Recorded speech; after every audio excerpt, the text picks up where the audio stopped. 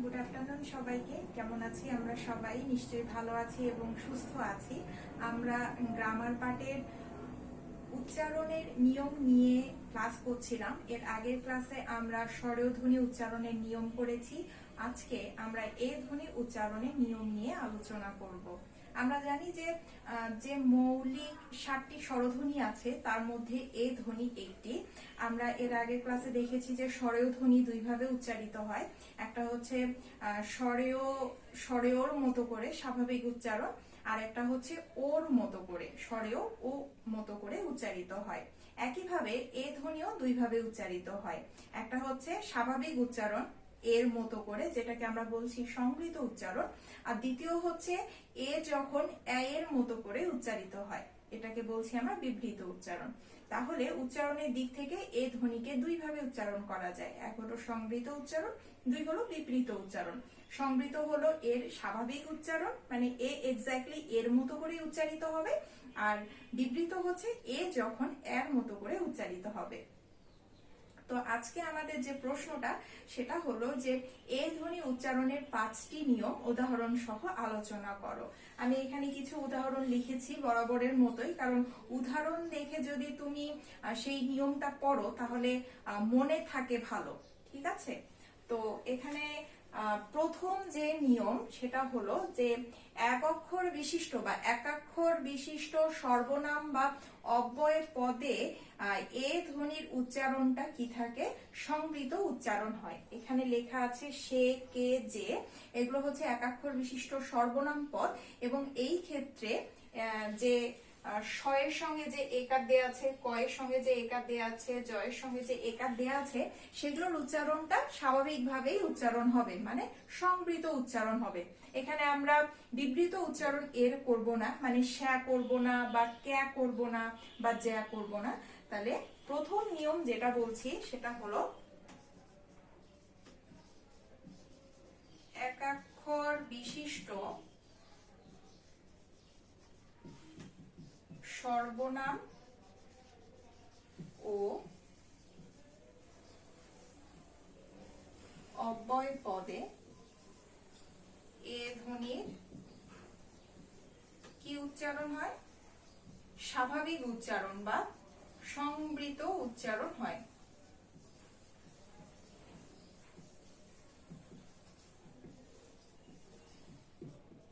যেমন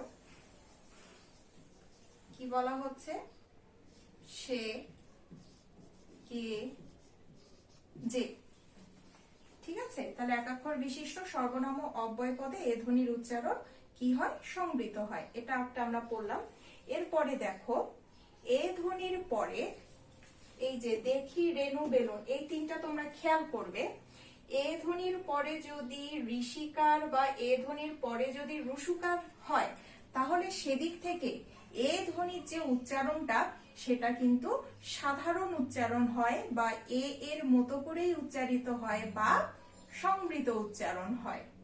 ঠিক আছে? তাহলে কি বললাম? এ এর পরে যদি কি থাকে? রস্বই বা রস্যকার থাকে, তাহলে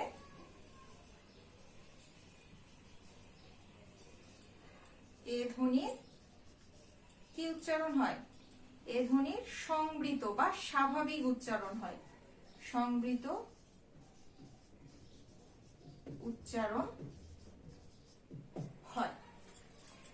আমরা কিন্তু দেখিটাকে কি লিখি না? দেখি লিখি না। এখানে আমরা দেখিটাকে কি লিখি না? দেখি, এটা কিন্তু লিখি না। এই যে এ ধ্বনির যে দুইভাবে উচ্চারণ হয়, একটা এর মতো করে এবং একটা এর মতো করে, আমরা দেখির উচ্চারণটা কিন্তু দে এর মতো করেই করি। তারপর রেণুর উচ্চারণটা কিন্তু রের মতো করি না, রে এ যে আছে সেই এর মতো করেই করি। একইভাবে বেলুনের উচ্চারণ আমরা বেলুন করি না, আমরা যে বে এ দেয়া আছে সেটার স্বাভাবিক উচ্চারণটাই করি। তাহলে আমরা এখানে কি লিখবো? যেমন রেণু,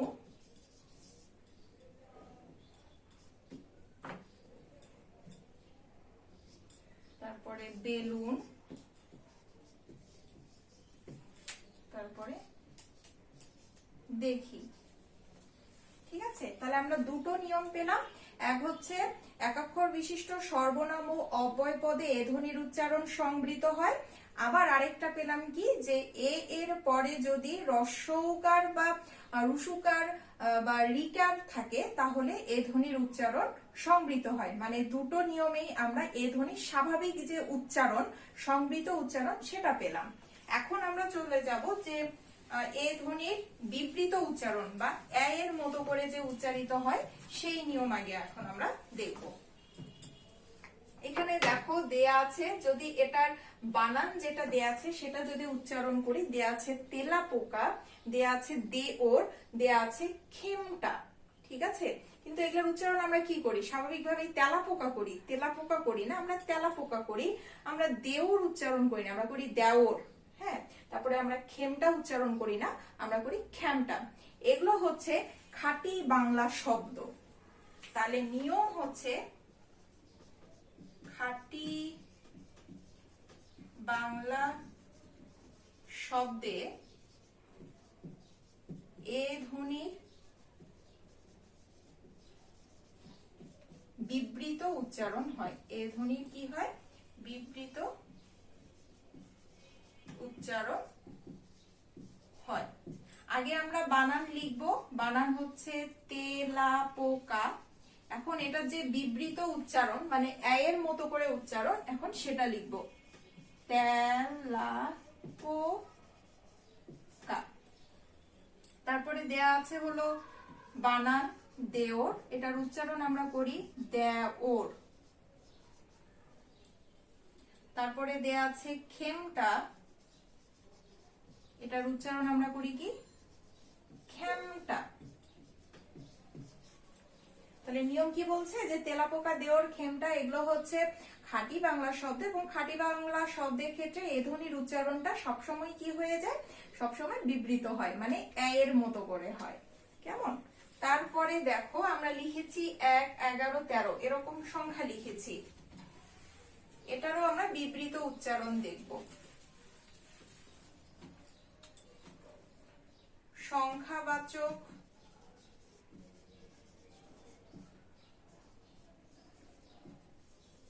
শব্দে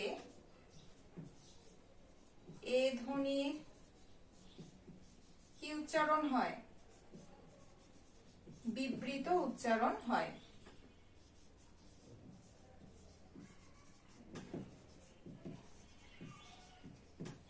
সংখ্যাবাচক শব্দে এ ধ্বনির বিবৃত উচ্চারণ হয়।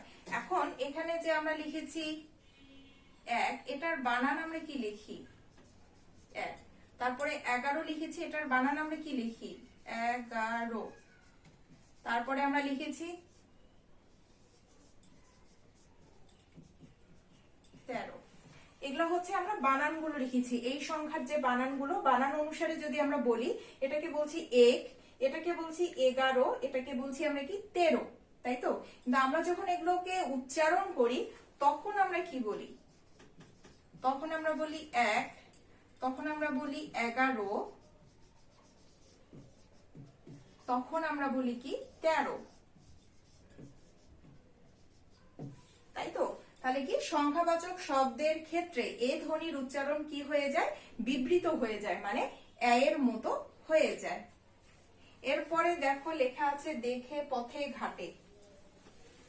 এগুলো হচ্ছে পদ, এবং পদের শেষে এ ধ্বনির উচ্চারণ, পদের শেষে এ ধ্বনির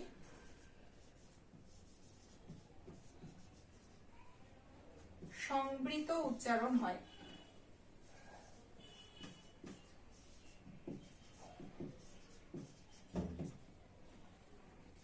যেমন দেখে, প্রথমত হচ্ছে এটা একটা পদ, এবং এই যে পদের শেষে যে এটা আছে, এটা কিন্তু এ হয়ে যাচ্ছে না, এর উচ্চারণটা এই থেকে যাচ্ছে। তারপরে হচ্ছে পথে, এটা একটা হচ্ছে পদ, এই যে এখানে এ কারটা যোগ হচ্ছে, এই এর উচ্চারণটা কিন্তু এর মতো হচ্ছে না, এর উচ্চারণটা ঠিক এর মতোই থাকছে। তারপরে হচ্ছে ঘাটে, এখানেও এই এর উচ্চারণটা এর মতোই থাকছে, মানে স্বাভাবিক উচ্চারণ হচ্ছে।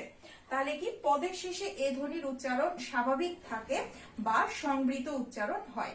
এই হচ্ছে আমাদের মোটে 5টা এ ধ্বনি উচ্চারণের নিয়ম। আমি আবারও প্রথম থেকে বলছি যে এ ধ্বনি মোট 2 ভাবে উচ্চারিত হয়, সংবৃত এবং বিবৃত।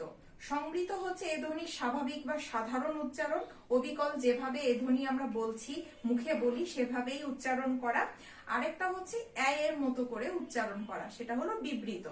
এখন নিয়মের ক্ষেত্রে প্রথমেই আমরা দেখছি যে একাক্ষর বিশিষ্ট সর্বনাম ও অব্যয় পদে এ ধ্বনির কি উচ্চারণ হয়, সাধারণ, স্বাভাবিক বা সংবৃত উচ্চারণ হয়, যেমন কে, সে, যে ইত্যাদি। তারপরে এ এর পরে যদি ইকার বা উকার থাকে তাহলে সেদিক থেকে এ ধ্বনির কি উচ্চারণ হয়, সাধারণ বা সংবৃত উচ্চারণ হয়। যেমন ধরো রেণু, যেমন ধরো বেলুন, যেমন ধরো দেখি ইত্যাদি। তারপরে যে খাঁটি বাংলা শব্দের ক্ষেত্রে এ ধ্বনি বিবৃত উচ্চারণ হয়, যেমন তেলাপোকা, দেওর, খেমটা। এরপরে আমরা দেখলাম যে সংখ্যাবাচক শব্দের ক্ষেত্রে এ ধ্বনির উচ্চারণ হলো বিবৃত হয়, 1, 11, 13। এবং শেষে আমরা যেটা দেখলাম যে পদের শেষে এ ধ্বনির উচ্চারণ সংবৃত হয়, যেমন পথে, ঘাটে, দেখে ইত্যাদি। তাহলে আমরা খুব সহজ সহজ এ ধ্বনির 5টি উচ্চারণ শিখে ফেললাম। তোমাদের কাজ হচ্ছে বাড়িতে যদি তোমাদের এগুলো কঠিন মনে হয়, বইয়ে আরো দেওয়া আছে, সেখান থেকে সহজ সহজ 5টি উদাহরণ, 5টি নিয়ম নিজের মতো করে আয়ত্ত করে সেটা খাতায় সুন্দর করে লেখা। তুমি কিন্তু এখান থেকেও 5-এ 5 পেতে পারো। ঠিক আছে? তো সবাই ভালো থাকবে, সুস্থ থাকবে এবং অবশ্যই বাড়ির পড়া হচ্ছে এই ধ্বনি উচ্চারণের 5টি নিয়ম উদাহরণ সহ লিখো। আজকে এ পর্যন্ত, ধন্যবাদ।